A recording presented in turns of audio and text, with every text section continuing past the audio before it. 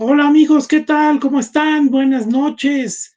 Disculpen el retraso, tuvimos algunos problemas técnicos, pero ya estamos aquí en Historiadores, platicando acerca de historia del mundo, una visión actual, un programa que estamos presentando de manera semanal para poder platicar acerca de los fenómenos históricos, de la evolución histórica, todo lo que serían los eventos del pasado, pero por supuesto dándoles una óptica desde el presente, una óptica que pudiera darnos una interpretación adecuada a nuestra situación actual, porque efectivamente pues la historia va cambiando conforme se van interpretando los temas y se van presentando eventos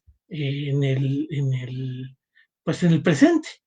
Decíamos la vez pasada el ejemplo de lo que sería el COVID-19, pues que nuestras referencias, por ejemplo, a los eventos de la gripe de 1918 o la peste negra, toman otra forma, toman otro valor precisamente a un evento como el actual. Pues los invitamos, amigos, para que nos escriban, para que nos digan ustedes sus puntos de vista, sus opiniones acerca de estos temas. El día de hoy vamos a hablar acerca de Mesopotamia y Egipto. Son temas enormes. La verdad es que dentro de nuestra misma reflexión, pues son temas increíblemente enormes. Y bueno, pues la verdad es que lo que queremos es platicarles un acercamiento o una serie de elementos importantes para poder dar ciertas interpretaciones. Vean aquí esta imagen, pues presenta lo que serían las pirámides de Egipto. Es verdaderamente algo sorprendente. Son enormes, tienen una imagen con cierta perspectiva verdaderamente genial. Vemos allá al frente algunas pirámides más chiquitas que son escalonadas. Vean esta imagen. Y bueno, pues un poco vamos a estar platicando acerca de esos eventos. Para poder empezar, quisiera compartirles esta idea de este gran personaje, este gran pensador, que se llama Johann Wolfgang Goethe. Goethe. Al final, Goethe nos hace una expresión dentro de todas sus obras, nos hace una expresión que nos llama mucho la atención. Precisamente quiero compartirla porque yo creo que es muy valiosa. Y bueno, pues un poco la visión del comentario de Goethe es el siguiente. Cada cual, cada persona, tiene su suerte en las manos, como un escultor, la materia que convertirá en figura. Pero con ese tipo de actividad artística es igual que con los demás. Nacimos apenas con la capacidad de realizarla. La habilidad para hacer de ese material lo que queramos debe aprenderse y cultivarse atentamente. Aquí Goethe nos hace una reflexión diciendo es que lo que es la habilidad de hacer que nuestras facultades, nuestros talentos personales se convierten en el material que verdaderamente queremos, pues es un tema que tiene que cultivarse, que tiene que trabajarse, que tiene que aprenderse. Ningún genio, según Goethe o según otros personajes, se dan de manera sencilla. No es un tema que de repente se dio de la nada o se dio de una manera fácil. Ni siquiera un tipo como Beethoven o como Mozart, que son geniales, terminan siendo geniales porque mágicamente de repente nacieron así, por supuesto, que trabajaron en ello, se volvieron personajes sumamente esmerados, sumamente disciplinados, tuvieron que trabajar mañana, tarde y noche, hacer sacrificios. Y bueno, pues un poco es parte de lo que queremos compartirles. Queremos compartirles, bueno, pues dentro de nuestra plática, que bueno, pues nos ha acudido con nosotros este negocio que se llama Los Mágicos Arreglos. Ellos ofrecen arreglos florales a domicilio y bueno, pues la verdad es que les agradecemos que pues sea un medio, pues sobre todo yo creo que en este momento de COVID, y bueno, pues estamos aquí compartiendo con ustedes esta idea. La página se llama losmágicosarreglos.com. El código historiador te va a dar un descuento. Va a haber un descuento a todos los que estén en Historiadores, que solamente tienen que dar este código Historiadores para que se les dé un descuento en los mágicos arreglos. Y bueno, pues agradecemos que nos estén viendo, que nos estén siguiendo en este evento. Vamos a ver, la vez pasada habíamos estado platicando acerca de la periodización de la historia y habíamos estado hablando de prehistoria y de historia. Decíamos, el ser humano surgió hace 100,000 años. En algunos casos, si quieres, podríamos decir algunos años más, 175,000 años podríamos llegar a afirmar que hubiera seres humanos. Pero el fenómeno de la historia, porque aquí habría que hablar de prehistoria y de historia, pues en realidad debe de tener unos 7,000 años a lo mucho. Entonces tú dices, oye, a ver, si fueron 100,000 años y solamente los últimos 7,000 es historia, pues todo lo demás, ¿qué pasó? Ah, bueno, pues el hombre fue cazador, recolector, fue carroñero, vivía en tribus nómadas. Y bueno, pues esas condiciones son las que caracterizaron prácticamente toda la historia. Fueron los últimos años, unos cuantos años, que de repente el hombre descubrió la agricultura, se volvió sedentario, creó ciudades y con ello de repente encontramos ciudades y poblaciones sedentarias que son agricultoras, que son ganaderas. Y bueno, pues frente a ese escenario podemos decir que estamos hablando ya de un fenómeno prácticamente cercano a la historia. Aquí se debería de incluir un fenómeno que es el que muchos historiadores agregan. Para convertir lo que sería prehistoria en historia, el hombre creó la escritura. Y la escritura se creó, pues prácticamente la más conocida sería la escritura cuneiforme con las culturas en Mesopotamia. Se hicieron para poder registrar qué es lo que se cultivaba, qué es lo que una población de repente producía en agricultura o en ganadería, y todo eso se guardaba en bodegas, precisamente para poder administrarse. Entonces, ese fenómeno de poder guardar las cosas en una bodega para poder ser utilizadas posteriormente y administrar tu alimentación, administrar lo que se guardaba en las bodegas, pues es verdaderamente un fenómeno que obliga a la escritura. ¿Quién registra qué es lo que entra en las bodegas? Esa escritura es la que ya hace que de repente exista la historia. Y bueno, pues precisamente esa división, pues la encontramos hace 5,000 años, hace apenas 5,000 años. Entonces, 100,000, y si quieres todavía más tiempo, 175,000, pues estamos hablando de los últimos 5,000 años, el 3,000 antes de Cristo, 5,000 años, para lo que sería la generación de lo que se conoce como historia. Y bueno, pues lo que sería la prehistoria se divide en dos etapas.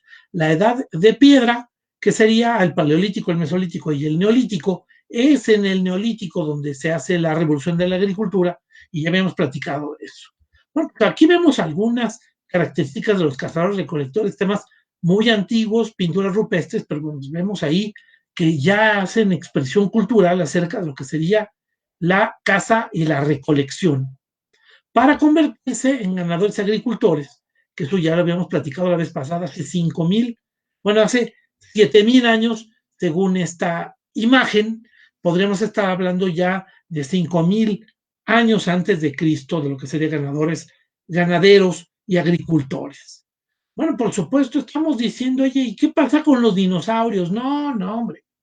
Los dinosaurios, estamos hablando de hace 30 millones de años a lo máximo. Esos, por supuesto, ahí no existía el hombre. Las películas que ponen un dinosaurio con un ser humano son mentira, son engaños. Entonces, al final, de hace 300 millones de años, hace 30 millones de años, 30 millones, imagínate, estamos hablando de una cantidad bestial de tiempo. Pues ese tiempo, pues estamos hablando de que los dinosaurios, por supuesto, nunca hubieran convivido con un ser humano. Bueno, hace 1 millón de años, tal vez 3 millones de años, pues existen los primeros antropoides, los primeros seres bípedos originados de los simios, los simios actuales y el ser humano tienen una confluencia en lo que sería ese origen común de antropoides hace 3 millones de años tal vez. Pero bueno, por supuesto, estamos hablando de 100,000 años el ser humano. Entonces, imagínate las cantidades bestiales que estamos hablando de tiempo. Simplemente aquí ponemos una línea del tiempo abajo que te pone que el fuego y la escritura, pues fueron creaciones del Neolítico. Bueno, finalmente algunas, el fuego sería del Paleolítico, de finales del Paleolítico, de hace 25,000 años, igual que los perros. Los perros también se vuelven una especie creada por el hombre, no es una especie natural, se da una selección por parte del hombre, una selección artificial, y se crea el perro. El perro y el fuego más o menos coinciden hace 25,000 años. Y bueno, pues la escritura existe hace 7,000 años. Y bueno, pues a partir de eso también estaremos hablando de ciudades. Jesucristo nace en el momento cero, y hoy, hace 2,000 años, nació Jesucristo. Entonces, imagínate, de Jesucristo para nosotros pasó toda la Edad Media, pasaron las cruzadas, pasó el Renacimiento, pasó la conquista de México, pasaron etapas de reyes, pasó la independencia de México, que fue hace 200 años, para muchos todavía un tema muy lejano. Entonces, tú imagínate frente al fuego, hace 25,000 años, o frente al primer hombre, hace 100,000. Por supuesto que estamos hablando de hace muchísimo tiempo, lo que serían los dinosaurios. Eso sí está muy alejado de lo que es el ser humano, pero algunas películas de repente son engañosas en ese sentido. Un fenómeno que habría que agregar dentro de esta explicación también es, por ejemplo, el tema de los cambios climáticos en la Tierra. Hoy sabemos que hay un fenómeno conocido como la desertización y la desertificación. Ambos eventos pues modifican hoy el cambio, modifican las condiciones climáticas. Por ejemplo, todo lo que fue el norte de África, originalmente el norte de África, originalmente era un bosque, había muchos animales y los animales vivían en el bosque en cierta armonía. Hoy es un desierto absoluto, un desierto enorme que cambia el clima de Europa frente a condiciones de modificaciones mundiales. El desierto del Sahara cambia el orden climático de Europa. Y estamos hablando de un desierto enorme, todo el norte de África de repente se convirtió en un desierto. Ese proceso se llama desertización. El fenómeno que nosotros conocemos como desertificación es otro fenómeno. Entonces, hablamos de dos palabras: desertización, el caso de que de manera natural se crearon desiertos, como el Sahara. Pero hay otro fenómeno que sería el de la desertificación. Ese fenómeno es creado por el hombre. El hombre ha destruido el Amazonas. El hombre destruye los bosques de Chiapas y de Oaxaca. Y bueno, pues esas destrucciones de bosques también han cambiado el clima. Y esas se llaman desertificación. Entonces, habría que diferenciar entre desertización y desertificación. Eso ha cambiado. Hoy, por ejemplo, tuvimos una noticia apenas la semana pasada de lo que sería el desprendimiento de un gran trozo de hielo que conformaba el Polo Norte. Y que, por supuesto, esos desprendimientos enormes, que son del tamaño de un estado de Estados Unidos, un país, por ejemplo, como el tamaño de Inglaterra, separado como bloque de hielo, pues tú imagínate lo que provoca en las corrientes marinas, en las condiciones climáticas mundiales, es algo terrible. Y bueno, por supuesto, miren, ahí está el mapa, nos muestra que de repente hubo fenómenos de frío, hubo épocas de hielo, eras de hielo, estas sí son más recientes. Vemos algunas manchas ahí donde vemos, oye, todo esto es desierto, el desierto del Sahara, el desierto de Arabia, el desierto de Gobi, o desiertos como el desierto de Sonora, ¿no? La parte norte de México, ahí la podemos ver que se presentan ahí unos desiertos.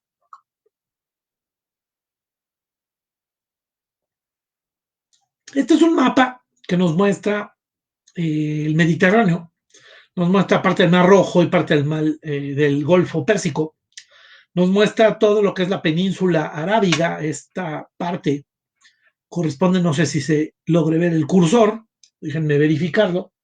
Esta parte nos muestra lo que sería el,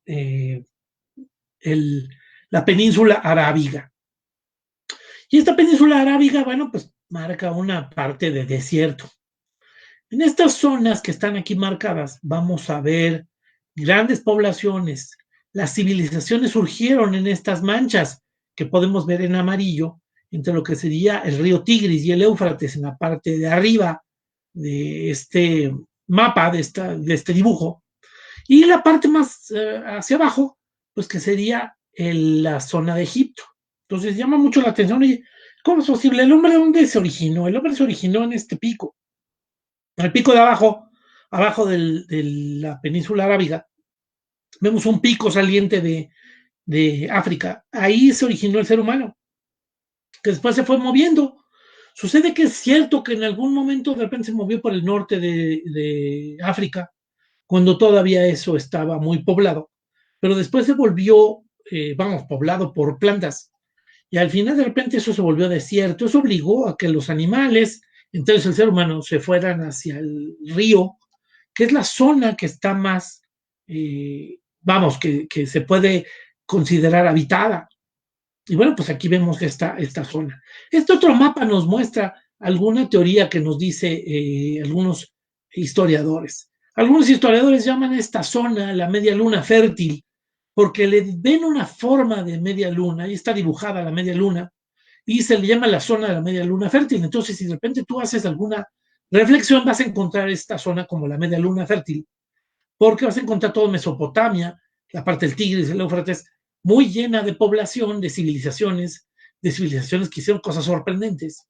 Y luego la parte de Egipto, que también de repente, mira qué curioso, toda la parte del río Nilo también se llena de población que es sumamente productiva y sumamente culta, es algo impresionante, ¿no? En esta explicación entra también un poco la explicación de lo que sería la edad de los metales. Los metales que vemos, según los historiadores y según el comportamiento del ser humano, de repente también fue incorporado a la tecnología. El ser humano de repente encontró metales. Algunos metales fueron encontrados porque meteoritos caían, traen gran contenido de metal. El hombre pudo calentar esos pedazos o los sacaba de la tierra, de la flor de la tierra, y de repente calentándolos eran maleables. Eso es muy fácil en cuanto te encuentras el cobre. El cobre es posible que se pueda hacer eso. Y finalmente se le saca filo y termina siendo muy útil. Ahora, sucede que de repente a este cobre se le hacen incrementos, se le mezclan otros productos. Y a la hora de mezclar esos productos, de repente se dieron metales o utensilios más resistentes. Esto se convirtió en bronce y el bronce termina siendo un poco más resistente que el cobre. El cobre se dobla, el bronce ya resiste más. Pero es a partir de que el hombre encuentra, por un lado, yacimientos de metales superiores, porque caen meteoritos que traen alto contenido de hierro, por ejemplo, o porque encuentran yacimientos de hierro en ciertas condiciones climáticas, en ciertas condiciones de tierra, que sucede que pueden empezar a ser utilizadas porque los hornos también se modifican. El hombre ya establecido en civilizaciones empezó a tener hornos más fuertes, más grandes, con más capacidad de calentamiento, de superiores de condiciones superiores de temperatura, de tecnología, y permitió que de repente el hierro fuera trabajado, y el hierro notoriamente superior en resistencia al bronce y al cobre. Y bueno, pues un poco esa es precisamente un poco la explicación de estos periodos. Bien, vamos a ver otra explicación que vale la pena conocer. Sucede que a partir de que surge la escritura hace unos 5.000 años en algunos lados, en Mesopotamia, después en Egipto con los jeroglíficos, vamos a considerar que esto ya se llama historia. Ya antes de todo eso se le va a llamar prehistoria y todo esto después de lo que sería la escritura se le llama historia.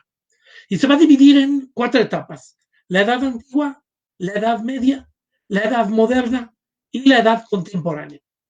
La edad antigua va a ser desde que surge la escritura hace 5.000 años, hace 7.000 en algunas posibilidades, hasta el 476 en que cae la ciudad de Roma y cae el Imperio Romano. Ese año se relaciona con la muerte del último emperador romano y con eso se diría, es que terminó la Edad Antigua. ¿La Edad Antigua qué va a contener?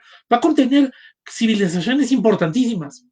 Por supuesto, todas las civilizaciones de la zona Mesopotamia.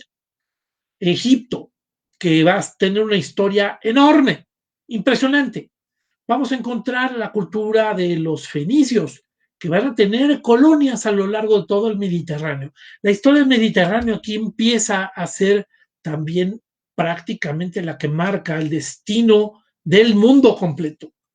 El Mediterráneo, que es una zona pequeña relativamente, es la zona que se encuentra de mar entre 3 continentes, el europeo al norte, el asiático al oriente, al este, y hacia el sur se encuentra África. Y bueno, pues dentro de esa descripción de lo que sería el Mediterráneo, pues podemos de repente dividir el Mediterráneo en 2 pedazos, ¿no? Por ejemplo, podríamos hacer una división horizontal y decir, bueno, pues es que arriba está Europa, y hoy Europa es muy civilizada, es muy desarrollada, tiene grandes ciudades modernas, son grandes productores de la economía, mientras hoy al sur, pues África se encuentra en ciertas condiciones. Entonces de repente vemos hoy en norte, sur, qué marcado está con el Mediterráneo como división. Pero también el Mediterráneo se puede dividir de manera vertical. Podríamos decir que la historia del Mediterráneo tiene esa posibilidad de una división vertical entre lo que sería la historia de Occidente, que sería la zona de España, el estrecho que une casi Europa con África, el estrecho de Gibraltar, que es precisamente el que de repente, bueno, pues, abre lo que sería el mar Mediterráneo, hacia el oriente, hacia el levante mediterráneo, en donde encontramos toda la zona de Siria, de Líbano, de Israel, de Palestina, terminando en Egipto. Y toda esa zona, pues marca unas condiciones totalmente diferentes. El Imperio Romano se dividió así en la Edad Antigua. Se dividió en 2 partes, en la parte de Occidente y en la parte de Oriente. Y el emperador romano que cayó en el 476 fue el que cayó precisamente, que hizo que cayera el imperio de Occidente, manteniéndose todo lo que sería el imperio de Oriente de una manera separada. Y bueno, pues se mantuvo todavía 1000 años más. Toda la Edad Media que vemos en esta descripción, en este diagrama, podemos ver que divide lo que sería la historia entre la caída del Imperio Romano de Occidente y la caída del Imperio Romano de Oriente, que cae en 1453. Eso es lo que va a marcar los límites de la Edad Media. La caída de Roma en Italia y la caída de Constantinopla en el estrecho del Bósforo, en la parte del mar Egeo, en la zona de Grecia. Esa es la que divide la cultura y vemos ahí cómo la historia mediterránea está marcando una forma de dividir la historia entre lo que sería el occidente y el oriente. Entonces vemos, oye, ¿cómo es posible esa división vertical que también caracteriza lo que sería la historia del Mediterráneo? Pues es una cosa muy impresionante, ¿no? Muy, muy característica de lo que sería esa división. ¿Qué más? Bueno, pues podríamos decir, oye, es que además el Mediterráneo fluye a lo largo de todo este intercambio cultural.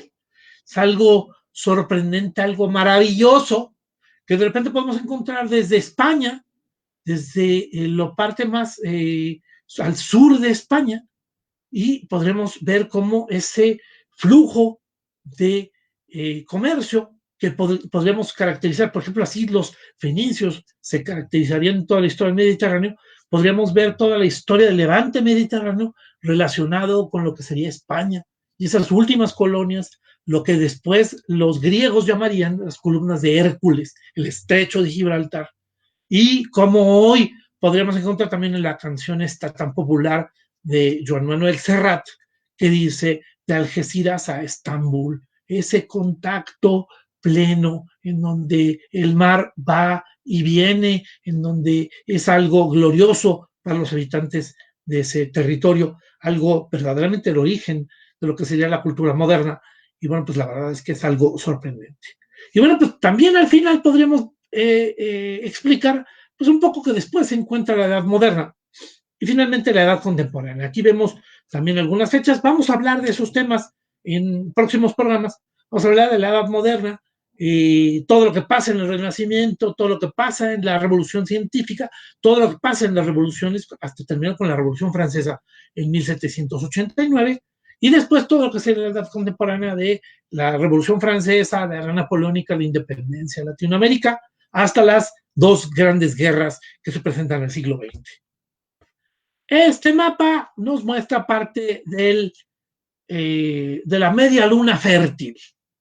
La media luna fértil, que vemos que por supuesto son zonas que evidentemente se les llama así, porque son de gran fertilidad productiva de la Tierra. Lo que más se produce en esta zona y lo que va a caracterizar las grandes civilizaciones mundiales históricas va a ser la gran producción agrícola. En este caso, el trigo marca mucho de sus características. Por supuesto, el trigo va a dar el origen al pan. Y vemos, por ejemplo, más hacia Oriente, hacia China, hacia la India, como la producción agrícola marca características civilizatorias diferentes, puesto que las características de producción se deben todo alrededor del arroz. Y en América vamos a encontrar que las grandes civilizaciones van a tener un orden también basado en una producción agrícola particular, el maíz.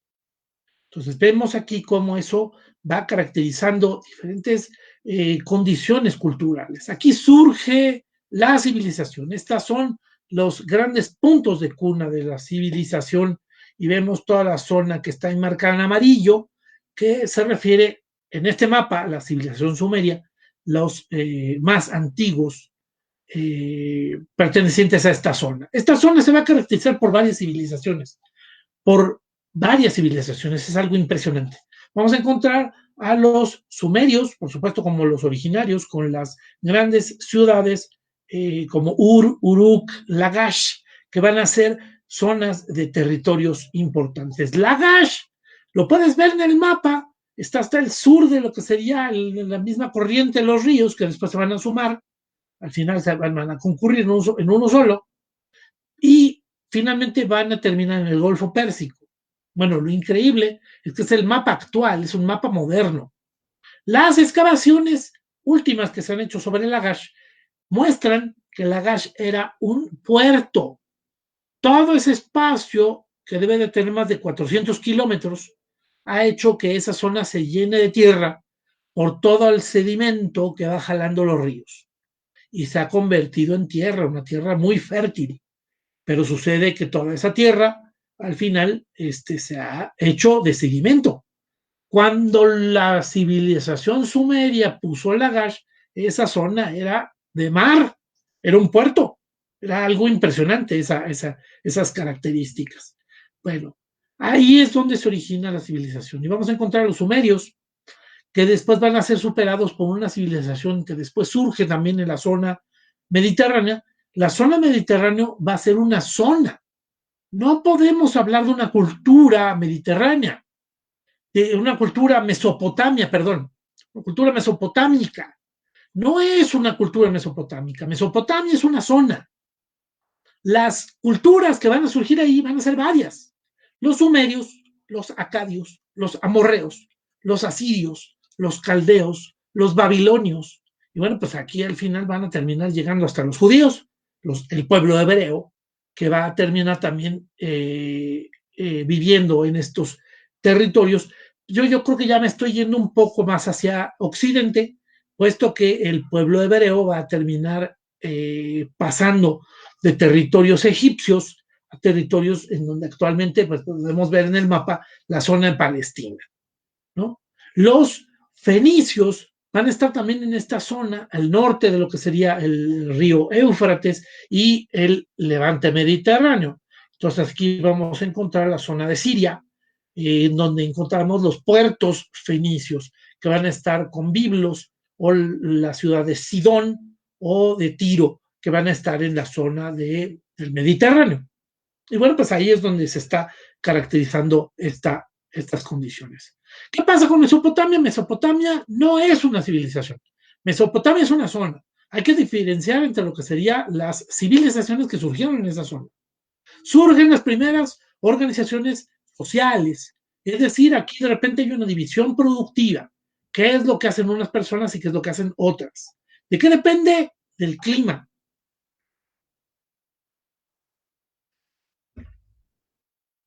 El clima va a caracterizar la productividad.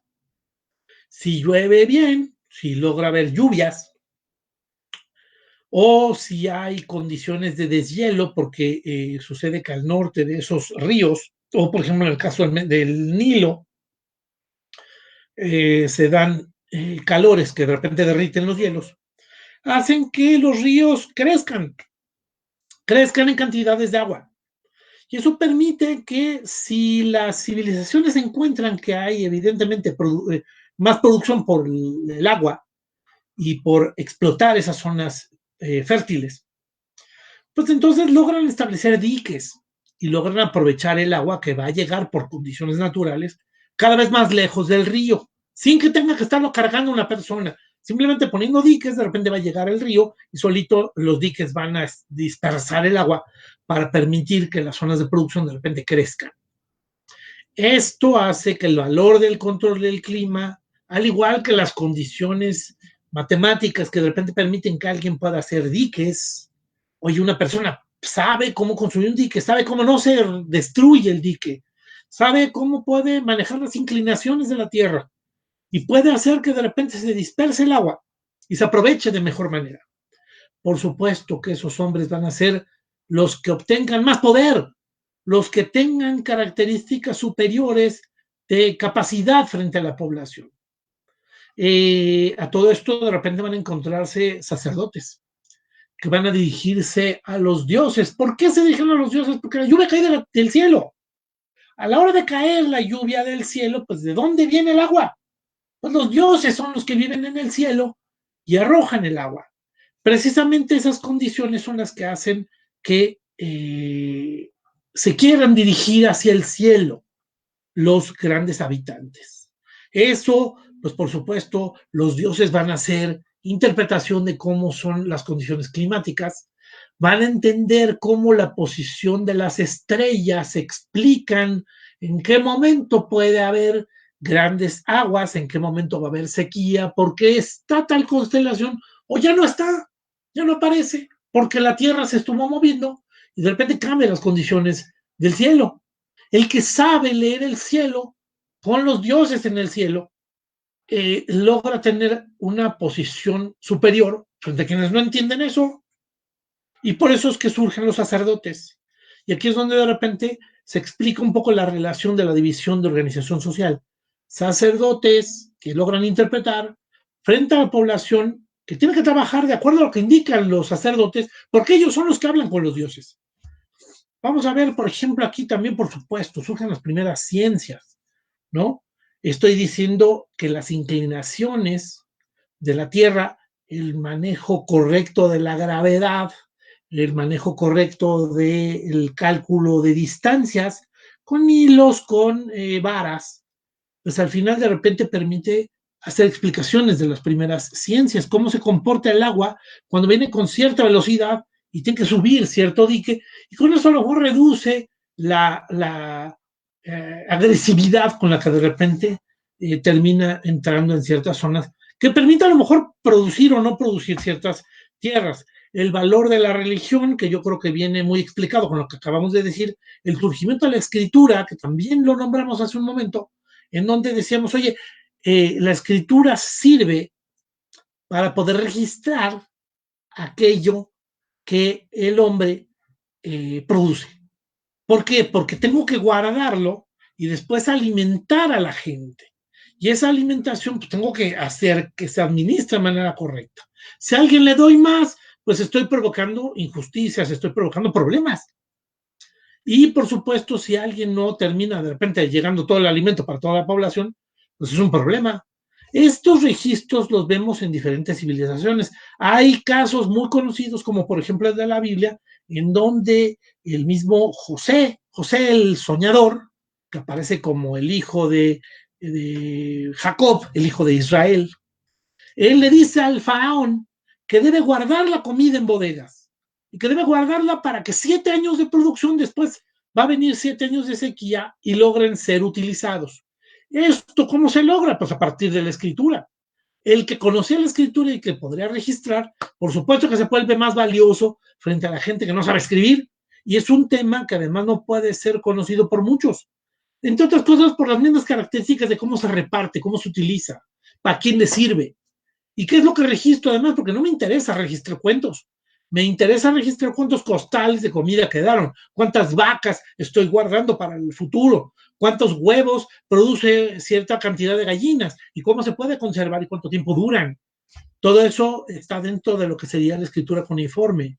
Por supuesto que aquellos que violaban las disposiciones administrativas fueron los primeros que provocaron que existieran las primeras leyes y que se castigara a aquellas personas que cometían algún acto inadecuado.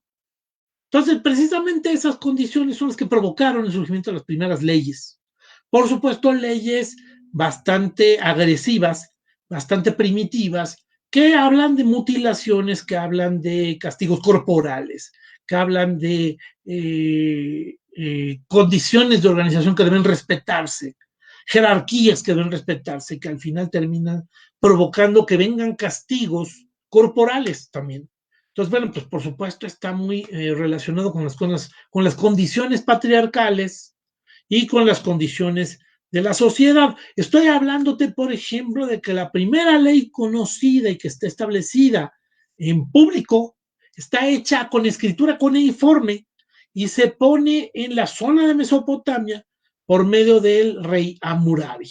Hammurabi, que hoy ese gran monolito, ese gran pedazo de piedra que contiene el dibujo de Hammurabi y que después tiene las leyes, propone una serie de reglas, serie de reglas de cómo debes comportarse con tus familiares, una serie de reglas de cómo debe comportarse frente al robo y qué castigo va a obtener una persona que robe, o una persona que construye una casa y después la casa se termina cayendo y mata a la gente que vive adentro.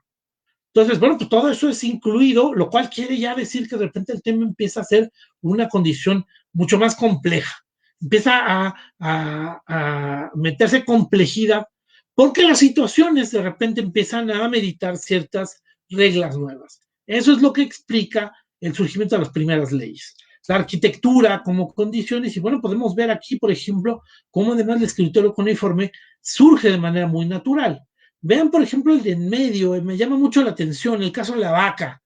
Una vaca que, a ver si podemos proyectarla de una manera más adecuada, una vaca, vamos a proyectar,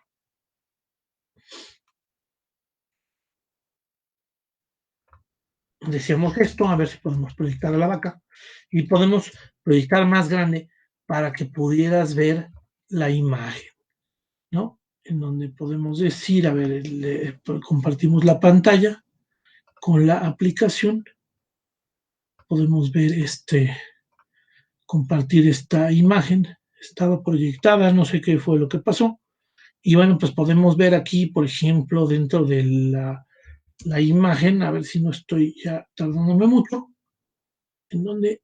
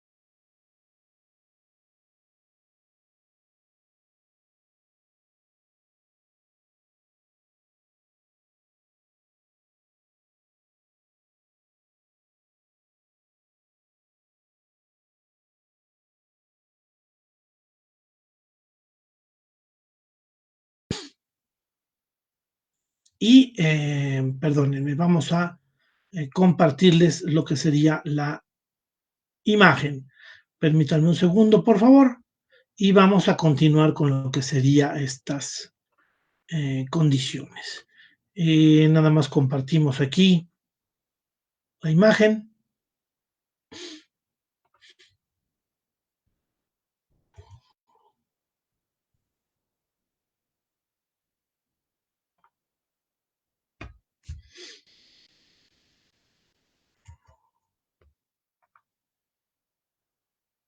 Agregamos una pantalla.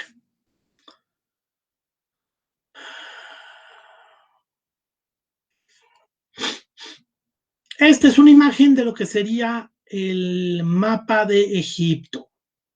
Y bueno, pues lo que decíamos, la zona al sur de este mapa que muestra Abu Simbel, la zona del norte, en donde vemos la delta del Nilo, la zona de ese triángulo de producción, y bueno, pues vemos el Cairo, están las pirámides de Gizeh, y bueno, pues vamos a ver, hay diferentes lugares. Esto es lo que va a caracterizar el río. El río va, les insisto, de lo que sería de sur a norte, ¿de acuerdo? Vamos a ver estas imágenes. Vean, el río, cuando se hace deshielo en la zona de los lagos Alberto y Victoria, en el centro de África, el río lleva mucha agua. Y esa agua que lleva esas cantidades, pues hace que de repente el río crezca y crezca y crezca y va inundando las orillas. Y de repente, bueno, pues vamos a ver aquí es donde tiene el caudal máximo. Cuando el río no ha tenido mucha agua, cuando pasan las temporadas de deshielo de las montañas de los lagos Alberto y Victoria, vemos que el río se recoge y toda esa zona que antes estaba inundada se va a llenar de un fango, de un lodo, que se le va a llamar limo. El limo es extraordinariamente fértil. Ahí se puede producir muchísima, se hace toda la producción agrícola con una productividad enorme. Y bueno, por supuesto, ahí vemos los campos de cultivo que después la misma población utiliza para poder hacer su producción. Es así como explicamos que se crea una civilización tan fructífera, tan productiva, tan enormemente capaz frente a un desierto. Tú te giras 180 grados y caminas hacia el desierto, caminas tantitos pasos hacia donde está, al contrario del río, y vas a encontrarte con un desierto. ¿Cómo es posible que junto a un desierto se haya creado una población tan fructífera, tan poderosa, tan enorme, tan monumental, con esas construcciones tan increíbles? O sea, al final dices, oye, pues eso es algo muy sorprendente. ¿Por qué se logra? Pues porque tenemos aquí lo que sería este fenómeno de que sube el río, luego baja y esas zonas se vuelven productivas. ¿Qué pasa? Que esto es a veces muy agresivo. Entonces, después de haber hecho un cultivo, va a volver a crecer el río, vamos a ver la imagen de nuevo, va a volver a inundar. Y cuando vuelve a bajar, la gente tiene que volver a producir. ¿Qué es lo que obligó a los egipcios inmediatamente frente a este fenómeno? Por supuesto que con los egoísmos y con los abusos naturales y a veces los errores naturales que comete el ser humano. Sucede que frente a eso, pues al final tiene que venir alguien a regular cómo mides la tierra, cuál era la tierra que yo tengo que producir y cuál es la que yo no puedo invadir, qué producción es la mía y qué producción es la del vecino.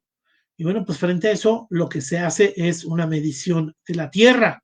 Cuando los griegos finalmente llegaron a esta zona y encontraron a los egipcios con un gran conocimiento de cómo medir la tierra, con ángulos, con mediciones, con metros cuadrados, con características de dónde entra, de dónde empieza y dónde terminan los terrenos. Después dijeron, oye, ¿cómo le hacen? Ah, pues precisamente con el estudio de la tierra, la medición de la tierra, que precisamente los griegos te van a dar el término, que va a ser geometría. La geometría es la utilización de mediciones, de ángulos, de triángulos, de cuadrados, de mediciones de metros cuadrados, que permite establecer la productividad de esta zona. ¿Cuál es una gran característica? Pues los egipcios van a dominar la geometría y los griegos la van a utilizar después para la ciencia. y es algo que va a sorprender. Pero la geometría, que fue un invento egipcio, va a tener un término griego para su asignación. Y bueno, pues vamos a ver que eso es parte de las características de la zona. ¿Cómo se estudia la historia de Grecia? Se estudia así, con esta división. Vamos a encontrar que hay un imperio antiguo, una parte de la historia del tiempo, ahí vemos la flecha abajo, que nos marca el surgimiento en el tiempo. Debemos estar hablando de que las primeras civilizaciones egipcias, los primeros grupos civilizados, las primeras aldeas, son de aproximadamente 4.000 años antes de Cristo. Alrededor del 3.200, 3.300, surge lo que sería la unificación. Esta se debe a un faraón que se le llamó el rey Menes. El rey Menes va a ser el que va a organizar toda esta región y la va a unificar. Y esto hace que surja en la primera parte de la historia de Egipto antiguo, que los historiadores han catalogado como imperio antiguo. Después van a pasar muchos años y el imperio antiguo va a entrar en una decadencia, se va a destruir, va a pasar a lo que sería el imperio medio y después va a pasar el mismo fenómeno y se va a dar el imperio nuevo, ¿no? Entonces, así es como podemos empezar, el imperio antiguo, imperio medio, imperio nuevo, pero sucede que entre todos esos van a tener periodos intermedios, que son las flechas que están arriba. Y bueno, pues al final eso explica cómo la parte anterior a Menes va a ser la historia arcaica. Después del tercer periodo intermedio, que va a ser alrededor del año 1000 antes de Cristo, vamos a encontrar un periodo que se le va a llamar el periodo tardío, el Egipto tardío. Y luego, alrededor del siglo IV antes de Cristo, que es cuando va a invadir Alejandro Magno Egipto y va a colocar reyes griegos en la zona de Egipto. Al final, Egipto se va a convertir en griego y va a ser el periodo helenístico, que va a terminar con Cleopatra. Cleopatra, que va a ser la reina que va a enamorar a Julio César y después a Marco Antonio, y que después el Imperio Romano va a tener una guerra contra Marco Antonio, va a perder, y se va a destruir lo que sería la historia del gobierno autónomo de Egipto para unificarse a todo lo que es el Imperio griego, el Imperio Romano. Y bueno, pues al final vamos a ver toda esa historia así dividida. Es un mapa de tiempo que más o menos explica esos mismos fenómenos, estas características de cómo se divide el imperio. Vamos a ver el periodo arcaico anterior al año 3000, la parte del imperio antiguo, que está alrededor de 2750 hasta el 2200, luego el imperio medio, el segundo periodo intermedio, el imperio nuevo, el tercer periodo intermedio, el periodo tardío y el periodo helenístico. Y bueno, pues así es como vamos a ver más o menos los años. Por eso, cuando Napoleón en 1797 invade Egipto y se encuentra con las pirámides, le va a decir a sus soldados: 5.000 años de historia os contemplan, porque la historia de Egipto tiene 3.000 años antes de Cristo, y estamos hablando de 17 siglos después de Cristo, 18 siglos después de Cristo, cuando Napoleón finalmente llega a Egipto. Y por eso dice: oye, pues de que estamos hablando de 5.000 años de historia, 5.000. Eso es parte de las características de lo que serán las grandes pirámides y la parte de la población. Y bueno, pues yo creo que con esto el día de hoy vamos a terminar, amigos. Vamos a tener que terminar. Vamos a dar por terminado lo que sería nuestra explicación del día de hoy, con lo que sería precisamente la historia de Egipto. Y bueno, pues agradeciéndoles a ustedes su presencia en este segundo capítulo. Muchísimas gracias, Betty Gutiérrez, por haber escuchado nuestro programa. Jaime Villarreal, muchísimas gracias, temas muy interesantes. Te agradecemos mucho, les agradecemos mucho sus mensajes. Y pues los esperamos el próximo jueves para terminar de hablar de Egipto y hablar acerca de la historia de Grecia. Pues muchísimas gracias, amigos. Nos vemos, que les vaya muy bien. Hasta luego.